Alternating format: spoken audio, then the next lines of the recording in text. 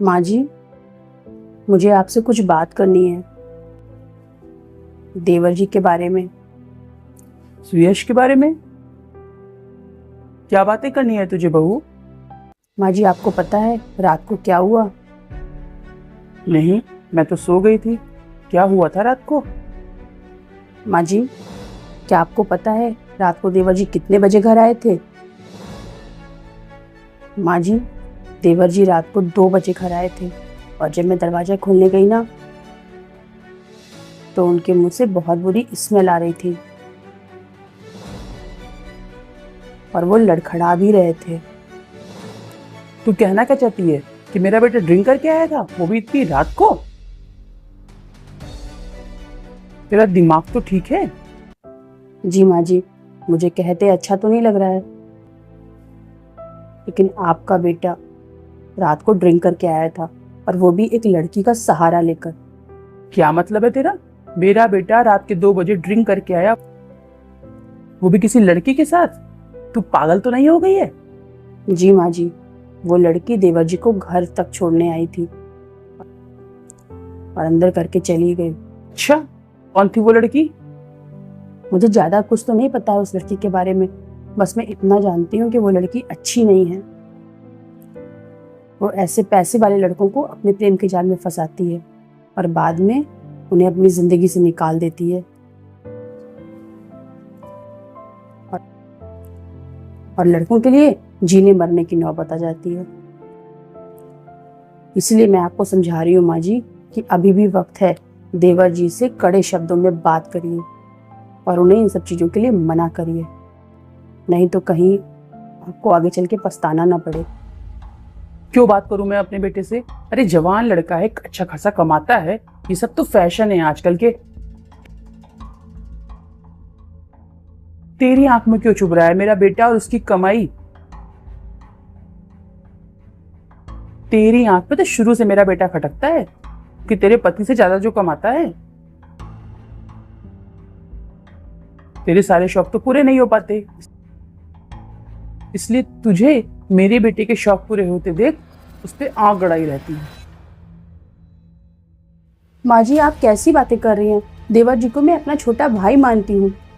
अगर वो कल को किसी मुसीबत में फंसेंगे तो मुझे भी उतना ही दुख होगा जितना आपको होगा। आप उनकी माँ हैं, आपकी बात वो कभी नहीं टालेंगे, इसीलिए मैंने आपसे कहा बात करने के लिए। इसलिए चल जा अब यहाँ से। बड़ी आई मेरे बेटे को गलत कहने वाली। मैं जानती हूँ अपने बेटे को।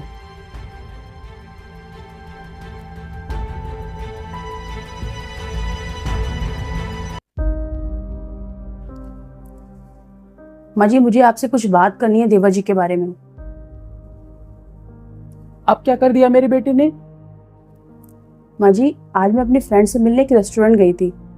उसी रेस्टोरेंट के होटल में एक रूम से मैंने देवर जी को उसी लड़की के साथ बाहर निकलते देखा। हाँ, बताया था उसने मुझे, एक फ्रेंड के साथ जाना है, ऑफिस पे काम करती है उसके। कोई ऐसी वैसी बात नहीं है। माँ जी, आप कब तक देवर जी की गलतियों पर पर्दा डालती रहेंगी? आप भी अच्छे से समझ रही हैं कि मैं कहना क्या चाह रही हूँ। आप अपने बेटे से बात क्यों नहीं करती? अगर आगे चल के कुछ ऊंच नीच हो गई ना माँ जी, तो हम मुंह दिखाने के काबिल नहीं रहेंगे समाज में। आपकी इस चुप्पी की वजह से कहीं देवर जी कोई बहुत बड़ा कांड ना कर दें और बाद में सिर्फ और सिर्फ आपको पछताना पड़े।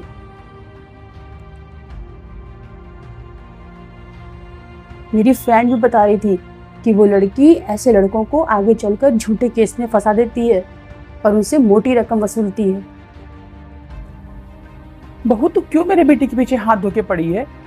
ना सब कुछ जानने के बाद भी आप चुप कैसे बैठी हैं माँ जी? अपने बेटे से बात करिए, उन्हें समझाइए, उन्हें भटकने से रोकिए। ऐसा कुछ भी नहीं है जैसा तू समझ रही है। ये आजकल के फैशन होते हैं। अभी भी वक्त है। लड़कियों के साथ घूमना फिरना, रेस्टोरेंट में खाना खाना, ये सब आम बातें होती हैं। तू इतनी सी बात को इतना बढ़ाकर बोल रही है।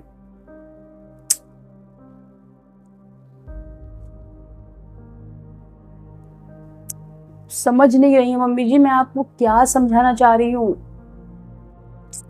जा अब यहाँ से।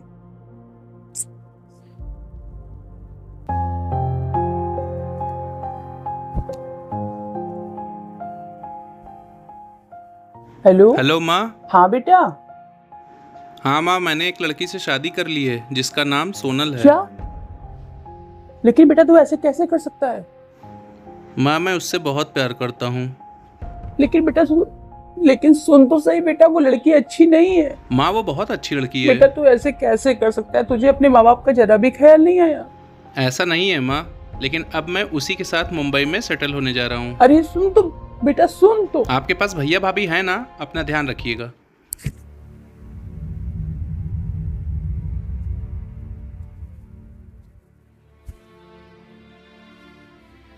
मम्मी जी, क्या हुआ?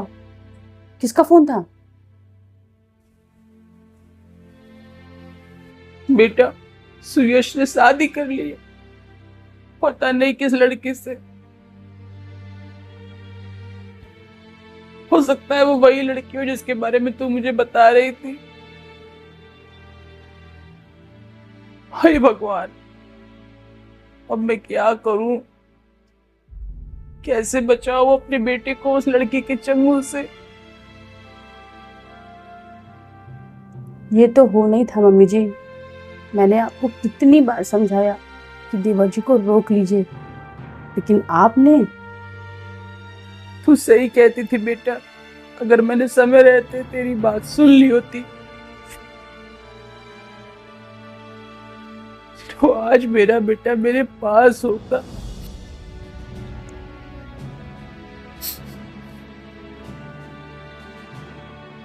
मुझे माफ कर दे बेटा।